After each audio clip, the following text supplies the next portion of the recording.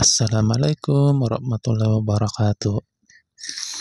Ngayon papakita natin yung paggawa ng ito, paano magpintura na itong bakal na to.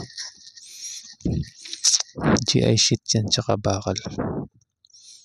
Ayan, ganyan. Una, lilihain mo natin yung bakal. Ayan, ganyan. Tapos, magmamasil na tayo. Ito. Pakita natin paano magmasilya. Mamasilya natin yung mga yung mga dugtungan para pag finish natin yung ginagawa natin maganda.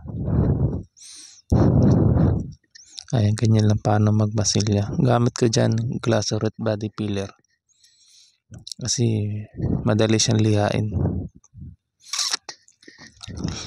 Ito, yung mga dugtungan mamasilya natin. Mapag finish natin maayos siya.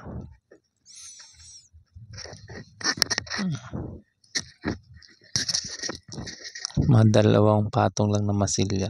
Depende kung ano itsura nung mamasilyahan.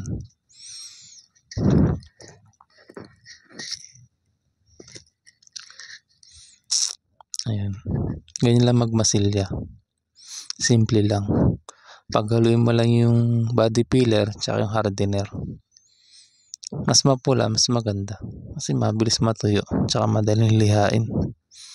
Pupulbos agad. Tsaka maganda magmasilya pag may gloves para di marumihan yung kamay. Ayan yung project natin. Tapos pagkatapos yan, lilihain natin. Tapos pagkatapos ng lihain, primer natin ng Galvacoat epoxy primer yellow.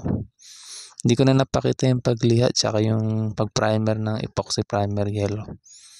Nakalimutan ko kasing videohan eh. Basta epoxy primer yellow tsaka may catalyst yan, paghaluin lang. Sunod, pininturahan ko ng kulay green yung pabilog niya. 3 kulay kasi yun eh. Pagkatapos, pintura ko ng flat jet black. Ayan. Buti naalala ko mag-video. Kakalimutin na kasi ako.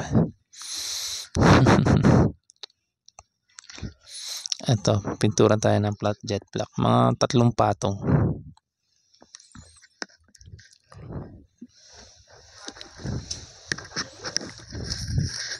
Ayan.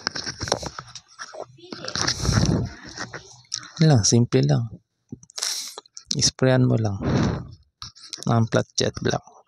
Siyempre yung flat jet black may halong thinner yan. Yung thinner pala ginagamit ko dyan, Weber thinner, acrylic. Yung kasi pinakamurang thinner na acrylic eh. Na magandang klase. Mura lang. Tapos yung flat jet black, gilder siya. Pagkatapos ng pintura ng itim, yung pala yung green, binalutan ko ng papel para hindi mangyan. Tapos ngayon naman, yung itim naman babalutan natin. Lalagyan natin ng masking tape. Kanina sa green, nakalimutan ko pakita yung paano magbalot eh. Nakalimutan ko na naman videohan. Ayan.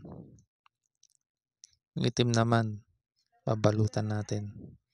Kailangan pag nag-tape, saktuhan sa mga kanto niya. Ayan, ganyan. Para maganda yung ng kulay. Ayan. Pagkatapos niyan, pipintura natin ng Gilder Bright White. Ayan, gamit ko Gilder Bright White. Siyempre, may halong thinner din yan na Weber acrylic thinner. Ayan, pintura na natin siya ng Gilder Bright White.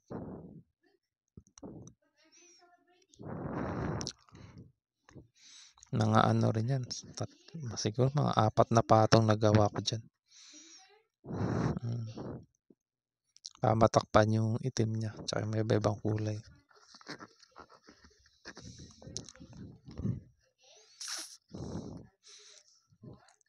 Yung, ayan, ganyan lang mag-spray. Simple lang.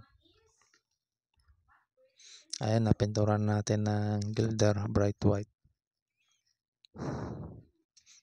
Ayan. Pagkatapos, tanggalin na natin yung tape niya.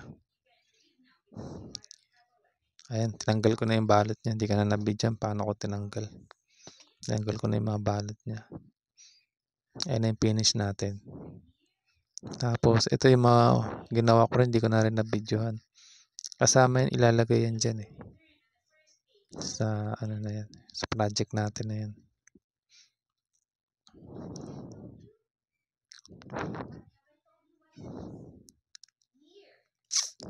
Tapos, ito na yung finished product natin.